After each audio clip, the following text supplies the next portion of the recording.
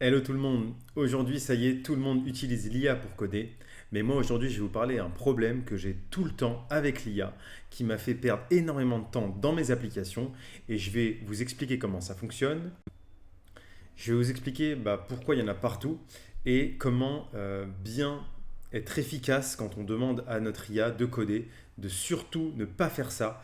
Donc ce que je vais vous parler aujourd'hui c'est les fallbacks. Donc, les fallbacks, c'est quoi? Je vais vous montrer rapidement. C'est comment on gère les valeurs qui sont undefined ou qui sont nulles. Et qu'est-ce qu'on fait dans le cas où qu'elles ont une valeur zéro, où il y a un problème. Et donc, ce qu'on voit le plus souvent dans nos applications, c'est ce symbole-là. Donc, si une valeur est égale à zéro, il va modifier la valeur et mettre 42.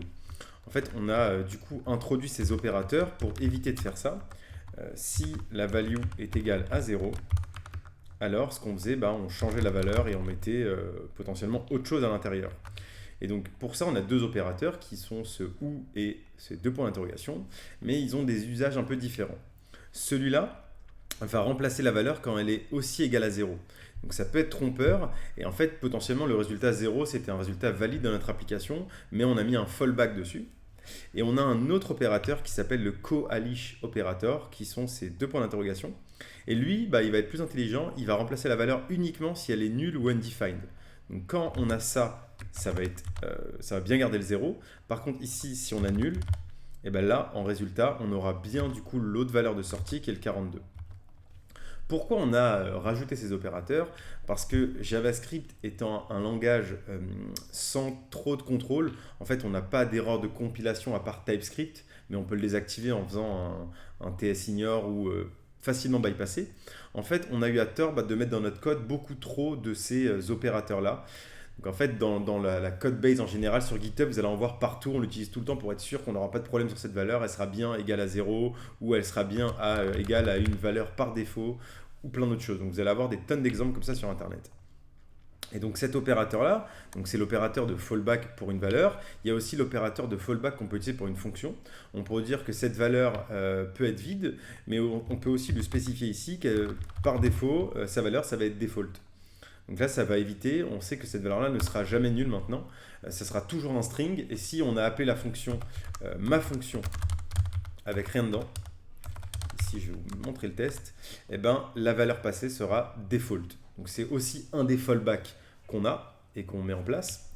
On en a partout, un peu partout dans notre code. Et le gros problème de l'IA qu'on a tout le temps, moi vraiment j'ai passé des heures, je l'ai laissé coder pendant des jours et des jours sur plein d'applications et il m'a mis des fallbacks partout, vraiment partout. À chaque fois qu'il y a du coup une valeur qui est potentiellement undefined, par exemple ici, je récupère un paramètre dans l'URL, donc je récupère le paramètre search. Ici je vais du coup l'appeler search et la valeur ça va être search. Et qu'est-ce qu'il me fait par défaut? Il me met tout le temps des ou default value. En fait, l'IA, justement, pour produire un code de qualité, elle va tout le temps essayer de s'assurer que les valeurs qu'on lui fournit soient bien définies. Et pour se prémunir de ça, elle va toujours mettre une valeur par défaut partout. Donc moi, au début, j'ai dit ok, c'est cool, c'est pas mal, c'est vrai qu'on n'a pas de problème avec ça. Mais en fait, le souci, c'est que quand vous avez un bug, ça devient très très compliqué à comprendre et à remonter. Parce qu'en fait, votre application, elle marche, il y a bien une valeur qui est affichée, mais potentiellement, cette valeur, elle n'est pas du tout passée, et récupérée. En fait, ce que vous retrouvez, vous, c'est votre valeur par défaut. Et comment en fait on fait pour se prémunir de ça? Moi j'ai testé et j'ai demandé souvent à Claude Code ou ChatGPT, voilà j'ai un problème ici, mon paramètre search il n'est pas passé, je ne le retrouve pas. Et lui qu'est-ce qu'il nous dit quand on ne connaît pas le code et le dev? Il nous dit ah pas de souci, t'inquiète pas, je vais te mettre une valeur par défaut et par défaut ce sera vide. Et au moins tu auras toujours une valeur de search. Mais en fait le souci il n'est pas là dans le code. Le souci il est dans l'appelant de cette méthode là. Celui qui appelle la méthode, lui, il doit bien lui passer un param search. Donc l'IA, elle va utiliser par facilité l'opérateur pour justement que notre code marche, mais elle n'a pas résolu le cœur du problème. Elle a juste fait en sorte que le compilateur marche. Et c'est là tout l'enjeu, c'est que lui expliquer que la racine du problème, c'est juste pas de fixer cette valeur-là, mais plutôt de comprendre pourquoi ça ne marche pas. et il faut du coup revoir toute l'arbre de la chaîne. Je me suis battu avec Claude pour mettre en place cette règle et j'ai dû m'y reprendre à plusieurs fois. Donc ce que j'ai fait, c'est que dans le claude.md, à la racine de mon projet, j'ai rajouté cette règle. Cette règle est la plus importante, elle ne souffre d'aucune exception. Pourquoi j'ai mis l'accent dessus? Parce que j'ai vraiment eu des bugs énormes dans mes applications, des soucis de recomprendre pourquoi cette valeur était remontée là alors que je ne l'ai jamais passée. Et donc je lui ai dit, n'utilise jamais de fallback, jamais de valeur par défaut que tu as inventé, jamais dans les variables d'environnement, dans les props. Et je lui donne des exemples.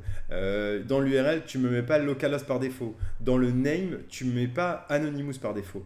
Et dans les fonctions, pareil, pas de valeur par défaut. Je ne veux jamais voir ça. Je veux toujours fournir. C'est l'appelant qui doit être sûr d'avoir passé les bonnes valeurs. Si j'ai mal passé la valeur, je veux une erreur. Et je veux qu'il y ait un problème dans mon application.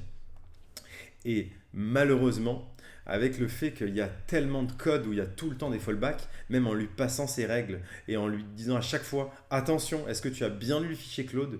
Eh ben, j'en ai encore dans mon application. Donc je dois me battre au quotidien avec ces fallbacks qui met partout. Et vous allez le voir si vous regardez des gros projets, il y en a un peu dans tous les composants, dans toutes les props. Donc c'est vraiment pour moi un des plus gros fléaux en ce moment avec l'IA. Il y a d'autres règles, peut-être je vous parlerai, je ferai peut-être des vidéos dédiées pour vous expliquer comprendre la règle et mieux voir comment s'en prémunir. Et voilà, en faisant ça, avec toutes ces petites optimisations, on arrive à avoir des codes de qualité plus élevée. Et je pense c'est qu'en corrigeant ces choses-là qu'on va tendre vers une application qu'on va pouvoir mettre en production et qui va être fonctionnelle.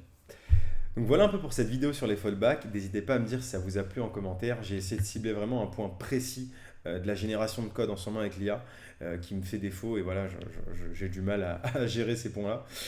Donc voilà, n'hésitez pas à mettre des commentaires, à liker, à vous abonner. Ça m'aide toujours pour la chaîne et on se retrouve bientôt pour une nouvelle vidéo. Ciao!